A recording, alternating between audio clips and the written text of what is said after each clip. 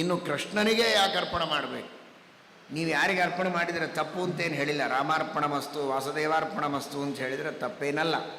ಆದರೂ ಈ ಸಂಪ್ರದಾಯ ಬರುವುದಕ್ಕೆ ವಿಶೇಷವಾಗಿ ಕಾರಣ ಅಂದರೆ, ನನ್ನ ಹತ್ರ ಒಂದೇ ಒಂದು ಪೆನ್ ಇದೆ, ಯಾರಿಗೆ ಕೊಡಲಿ ನಾನು? ಯಾರಿಗೆ ಬೇಕು?